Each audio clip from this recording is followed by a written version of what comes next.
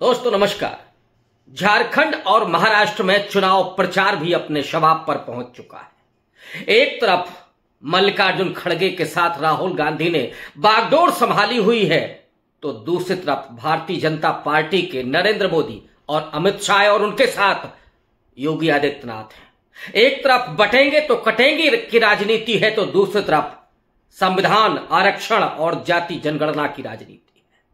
पिछले 2 दिन के भीतर जिस तरह से राहुल गांधी के ट्रैप में बीजेपी और आरएसएस फंसी है, अब मोदी को निकलने का कोई रास्ता नहीं दिखाई पड़ रहा है। और इसलिए भारतीय जनता पार्टी ने अपना सारा दारोमदार झारखंड पर जाकर के टिका दिया है, महाराष्ट्र जैसे छोड़ दिया है। लेकिन हम सब जानते हैं कि नरेंद्र मोदी इतनी आसानी से हार नहीं मानते हैं। महाराष्ट्र का चुनाव क्या फंस गया है बीजेपी के लिए। एक तरफ तो महायुति गठबंधन है, जिसमें अजीत पवार अलग से ही चुनौती दे रहे हैं, और उन्होंने तो यहां तक कह दिया है कि नरेंद्र मोदी हमारा चुनाव प्रचार करने के लिए नहीं आए। नवाब मलिक ने नरेंद्र मोदी की फोटो लगाने से भी इनकार कर दिया है। तो उधर एकनाथ शिंदे अलग से बगावत करने के मूड में हैं, और ऐसे में जब जाति जनगणना का मुद्दा, संविधान का मुद्दा और राहुल गांधी जिस रिजर्वेशन को लेकर के बात कर रहे हैं, दलितों, पिछड़ों और आदिवासियों की बात कर रहे हैं, वो भाजपा के गले की फांस बन गया है। और ये इतनी बड़ी फांस बन गया है कि जिन नितिन गडकरी को भारतीय जनता पार्टी में गुजरात लॉबी से अलग दिखाया जाता है, माना जाता है, वो नितिन गडकरी भी बोल रहे हैं कि जो जाति की बात करे उसको लात मारिए। अब आप समझ सकते हैं कि किस ट्रैप में भारतीय जनता पार्टी फंस गई है, और इसे किसने अपने ट्रैप में लिया है? जाहिर तौर पर राहुल गांधी ने। राहुल गांधी कल महाराष्ट्र में थे तो आज झारखंड में थे, आदिवासियों के बीच में। वो याद कर रहे थे बिरसा मुंडा को, सिद्धू कानू को, उन आदिवासी, उन तमाम महानायकों को जिन्होंने 1857 की क्रांति से पहले इस देश में अंग्रेजों का मुकाबला किया, अपना सब कुछ दांव पर लगा करके इस देश की गुलामी से मुक्ति दिलाने के लिए अपना सर्वस्व उन्होंने समर्पण कर दिया। राहुल गांधी ने आज संविधान की बात फिर से की। हाथ में वही संविधान लेकर के गए थे, वही लाल रंग वाला संविधान। और लाल रंग तो आप जानते ही हैं, सांड के लिए माना जाता है कि लाल रंग देख करके वो भड़कता है। आजकल संविधान देख करके नरेंद्र मोदी, मोहन भागवत, योगी आदित्यनाथ और अमित शाह भड़क रहे हैं, जैसे सांड को वो लाल रंग का कपड़ा दिखा दिया गया।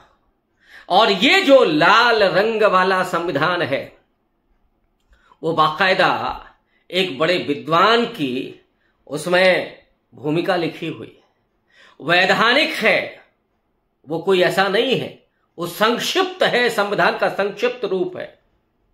और उसको ही कल नरेंद्र मोदी और अमित शाह ने, देवेंद्र फडणवीस ने लाल किताब कह दिया था। राहुल गांधी ने हाथों हाथ लिया इस मुद्दे को और सीधे तौर पर बीजेपी को कटघरे में खड़ा किया कि यह संविधान का तो अपमान है ही, डॉक्टर अंबेडकर का भी अपमान है।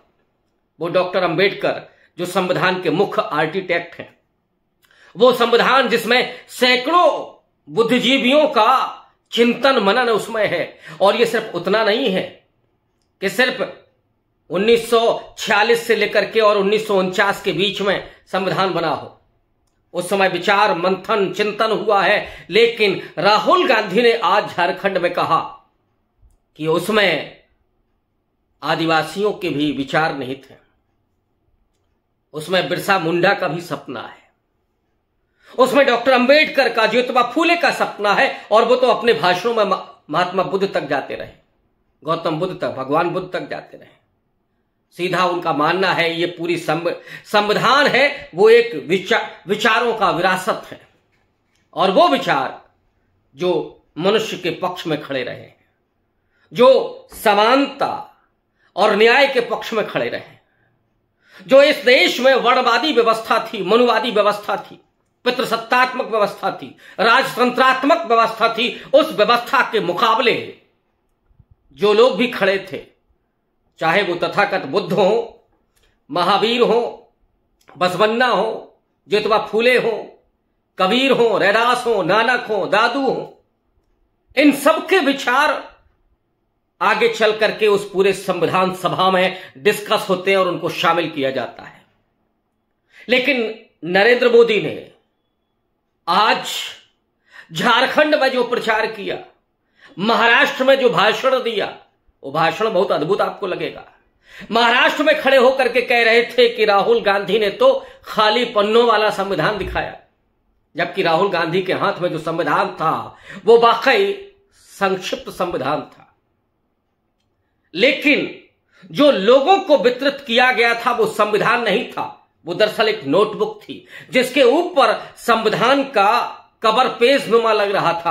वो दरअसल नोटबुक था कि राहुल गांधी बोलेंगे तो कौन नोट करेगा, क्या करेगा, क्या बोलेगा, क्या पढ़ेगा, इसके लिए वो नोटबुक थी। और जो उस संविधान सम्मेलन के आयोजक थे उन्होंने भी स्पष्ट कहा है कि ये हम लोगों ने अपनी तरफ से वितरित किया था लोगों को नोट्स बनाने के लिए, और वो जो प्रारूप था वो लोगों को भावनात्मक रूप से जोड़ने के लिए था। लेकिन राहुल गांधी के हाथ में जो संविधान था वो हमेशा से जो लिए रहते हैं वही संविधान था। उसका लाल रंग से, उसका अर्बन नक्सल से कोई लेना देना नहीं है। लेकिन ये तो सांड है, इनको लाल कपड़ा, लाल रंग देख कर के ही भड़कना है। और सच्चाई तो ये है कि लाल रंग क्रांति का प्रतीक है, ये उसी से घबराते हैं। संविधान जो सामाजिक न्याय का दस्तावेज है, जो इस देश के नागरिकों के अधिकारों का संरक्षण करता है, दलितों, पिछड़ों और महिलाओं को वो आगे बढ़ाने के लिए अवसर उपलब्ध कराता है, जो अल्पसंख्यकों के अधिकारों को संरक्षित करता है, उनके भाषाई अधिकारों को, उनके सांस्कृतिक अधिकारों को, उनके शैक्षिक अधिकारों को। जो अभी सुप्रीम कोर्ट के जरिए दो बड़े फैसले आए हैं, एक तो मदरसाओं को लेकर के इलाहाबाद हाई कोर्ट का जो फैसला था उसे सुप्रीम कोर्ट ने बदल दिया कि मदरसों को लेकर के सरकार अपनी तरफ से कोई कानून नहीं बना सकती। अलीगढ़ मुस्लिम यूनिवर्सिटी पर फैसला आया सुप्रीम कोर्ट का, आज ही डीवाई चंद्रचूड़, आज उनका अंतिम दिन था, विदाई हुई, लेकिन फैसला उन्होंने दिया अलीगढ़ मुस्लिम यूनिवर्सिटी का अल्पसंख्यक का दर्जा बरकरार रहेगा। और उसका स्वरूप क्या होगा, इस पर 3 सदस्यीय कमेटी गठित की गई है, वो आगे चल करके उसकी सुनवाई करेगी और उस पर विचार विमर्श करेगी। यानी अलीगढ़ मुस्लिम यूनिवर्सिटी अल्पसंख्यक बनी रहेगी। अब उसका मैनेजमेंट, अब उसके कर्ता धर्ता मुसलमान ही होंगे, कोई संघी नहीं होगा। ये सुनिश्चित किया आज सुप्रीम कोर्ट ने। इसकी भी बड़ी तारीफ हो रही है, लेकिन असल में यह संविधान की जीत है। संविधान के दायरे में आर्टिकल 26 से लेकर के 30 तक जो प्रावधान है संविधान में, अल्पसंख्यकों के भाषाई, उनके शैक्षिक और उनके सांस्कृतिक मूल्यों और अधिकारों की सुरक्षा और संरक्षण संविधान करता है। राहुल गांधी उसी की बात कर रहे हैं। राहुल गांधी ने आज झारखंड में जो भाषण दिया है उसकी भी जरा चर्चा कर ली जाए। उन्होंने फिर से उसी बात को दोहराया कि आरएसएस के लोग आदिवासियों को इंसान नहीं मानते, नागरिक तो कतई नहीं मानते। वो उनको वनवासी बनाए रखना चाहते हैं, जंगलवासी बनाए रखना चाहते हैं, उनकी जमीनों को तो हड़पना चाहते हैं, लेकिन उनको जंगल के भीतर दाखिल कर देना चाहते हैं। जैसे अंग्रेजों ने उन्हें जंगलों के भीतर धकेल दिया, जैसे आर्यों के हमले ने उन्हें जंगलों के भीतर धकेल दिया, वैसे ही आरएसएस है और बीजेपी है, वो आदिवासियों को सत्ता में भागीदारी नहीं चाहते। कोई हेमंत सोरेन जैसा व्यक्ति मुख्यमंत्री ना बने, वो जंगल के भीतर चला जाए और वो फूल पत्तियां चुन करके केवल भरण पोषण करे, उसके जल जंगल जमीन को कब्जा करके अंबानी और अडानी के हाथ में दे दिया जाए, जैसे धारावी की जमीन दे दी गई। जैसे हसदेव के जंगल काटे जा रहे हैं, वैसे ही जंगलों के जमीनों के अधिकार को नेस्तनाबूद कर दिया जाए, आदिवासियों को उनसे महरूम कर दिया जाए, इसीलिए उनको वनवासी। राहुल गांधी उस डिस्कर्स पर बीजेपी को लेकर के आए कि आदिवासी दरअसल इस देश के पहले मालिक हैं, जिन्होंने इस देश में जमीनों को खड़ा किया, उपजाऊ बनाया, खेतों को उपजाऊ बनाया, वो आदिवासी हैं। जिनके कंधों पर इस देश की सृष्टि इस देश के मानवीय सभ्यता के संचालन का दायित्व था, वो आदिवासी हैं, देश के पहले मालिक हैं। इसलिए उनके जल जंगल जमीन के अधिकारों का संरक्षण होते रहना चाहिए और उसकी बुनियाद, उसकी गवाही, उसका अधिकारों का संरक्षण कौन करता है? संविधान करता है। लेकिन ये उसको खत्म करना चाहते हैं। महाराष्ट्र में बाबा साहब अंबेडकर के अपमान से सीधा जोड़ा राहुल गांधी ने कि क्या चाहती है बीजेपी और आरएसएस, क्या चाहती है? बाबा साहब का अपमान करना चाहती है। नरेंद्र मोदी एक अलग ही राग आलाप रहे थे आज। उन्होंने तो यहां तक कह दिया कि कांग्रेस पार्टी के 75 साल के शासन में, जबकि 75 साल तो अभी हुआ है, जिसमें अटल बिहारी वाजपेयी का भी शासन है, जिसमें एचडी देवगौड़ा का भी शासन है, जिसमें खुद नरेंद्र मोदी का भी शासन है 5 साल का, कि 75 साल के शासन में कांग्रेस पार्टी ने कश्मीर में संविधान लागू नहीं किया। बाबा साहब अंबेडकर का संविधान लागू नहीं था, वहां कोई दूसरा संविधान चल रहा था। और फिर कहा धारा 370 कभी अब बहाल नहीं होगी। नरेंद्र मोदी लेकिन ये नहीं कह रहे हैं, हालांकि वो इतना झूठ बोलते हैं कि उसको और उसकी व्याख्या करना भी अपने आप में शर्मिंदगी का कारण बन सकती है। धारा 370 अनुच्छेद 370 कहां है? इसी बाबा साहब अंबेडकर के संविधान में, जिसके जरिए जम्मू कश्मीर भारत का हिस्सा बनता है।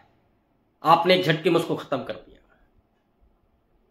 ये झूठ बोलना, और जो अलग तमाम विधान थे जम्मू कश्मीर में, वो विधान तो नॉर्थ ईस्ट में भी है, वो हिमाचल प्रदेश में भी वो कानून लागू है अलग तरह के। और ये देश जो है, मैं इसलिए कहता हूं कि ये अल्पसंख्यकों का समुच्चय है। इस देश में कोई भी बहुसंख्यक नहीं है, कोई हिंदू जैसा कोई समुदाय नहीं है इस देश में। पिछड़े हैं, दलित हैं, आदिवासी हैं, बुद्धिस्ट हैं, जैनी हैं, और इस देश में मुसलमान हैं, ईसाई हैं। ये सब मिलकर के इस देश को बनाते हैं, एक अल्पसंख्यकों का समुच्चय। और इसीलिए इस देश में अल्पसंख्यकों को लेकर के, धर्मनिरपेक्षता को लेकर के एक बड़ी बुनियाद संविधान के प्रस्तावना में रखी गई। और संविधान के 75 साल जब पूरे होने जा रहे हैं 26 नवंबर को, बड़ी चुनौती है संविधान में विश्वास रखने वालों पर, जो संविधान के जरिए अपने अधिकारों को संरक्षित पाते हैं, उनके लिए एक बड़ी चुनौती है कि आरएसएस, जिसकी मंशा हमेशा से संविधान को खत्म करने की रही है, वो बीजेपी जो छिपे हुए तौर पर संविधान पर हमला करती रही है, उनसे बचाने की जिम्मेदारी सिर्फ राहुल गांधी की नहीं है, इसकी जिम्मेदारी हम सबकी है। इस देश के करोड़ों आदिवासियों की है, दलितों की, पिछड़ों की, अल्पसंख्यकों की है, महिलाओं की है। जिस संविधान ने उन्हें इंसान ही नहीं बनाया, उन्हें एजुकेट भी बनाने का अधिकार दिया, नौकरी करने का भी अधिकार दिया, बराबर के साथ पुरुषों के समान जीने का अधिकार दिया, वो संविधान, उसको संरक्षण करने की जिम्मेदारी इन सब की है। और उसी पर राहुल गांधी ने बीजेपी को बुरी तरीके से फंसा के रखा हुआ है। महाराष्ट्र और झारखंड के चुनाव में यही मुद्दा अगर महत्वपूर्ण होता है, तो पर भारतीय जनता पार्टी किसी भी तरीके से इस चुनाव को नहीं जीत सकती।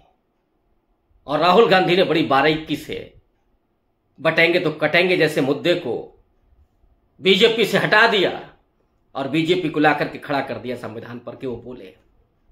इस ट्रैप में फंसने के बाद बीजेपी के पास अब क्या उपाय है, ये देखना होगा। बाजी तो राहुल गांधी के हाथ लग चुकी है, और ये बाजी कहां तक जाएगी, जरा इसको भी समझने की जरूरत है। ये महाराष्ट्र और झारखंड के चुनाव तक सीमित नहीं है। इस साल जब 75 साल पूरे होने जा रहे हैं, इसके बाद एक बड़ा मूवमेंट भी खड़ा होने जा रहा है जमीन पर। जिस तरह से नरेंद्र मोदी ने माथा टेका, और यह ध्यान देने की जरूरत है कि जिस संविधान के वजह से नरेंद्र मोदी 240 पर आकर के अटक गए, जब संविधान के सामने शीश झुका रहे होंगे तो क्या सोच रहे होंगे। जो आरएसएस की मंशा है, जिन्होंने कभी संविधान को पसंद नहीं किया, जो मनुस्मृति को लागू करना चाहते थे, वो जब झुके होंगे संविधान के सामने, हालांकि झुकते भी तभी हैं जब कैमरे लगे होते हैं, तो जब झुके होंगे तो क्या सोच रहे होंगे इस संविधान के बारे में। राहुल गांधी तो बहुत बिंदास अंदाज में कहते हैं कि वो इसको फाड़ करके फेंक देना चाहते हैं, वो चिंदी चिंदी कर देना चाहते हैं। खुल करके कभी ये वार नहीं करेंगे संविधान पर, लेकिन ये संविधान के भीतर की आत्मा को नष्ट कर देना चाहते हैं। संविधान के बुनियादी मूल्यों को खत्म कर देना चाहते हैं। ये नफरत भर देना चाहते हैं। दलितों, पिछड़ों को कट्टर बनाना चाहते हैं। उनको एजुकेट नहीं करना चाहेंगे, उनको दंगाई बनाना चाहते हैं। उन्हें नौकरियां नहीं देना चाहते, उनके आरक्षण को छीन लिया, जाति जनगणना नहीं कराना चाहते, लेकिन वो चाहते हैं कि इस देश में मुसलमानों के नाम पर डरा करके वोट हासिल किया जाए, उस सत्ता अपने पास हासिल की जाए। क्या ऐसा होने देंगे आप? ये आपको तय करना है। आज के लिए बस इतना ही, मिलते हैं कल। बहुत शुक्रिया, धन्यवाद।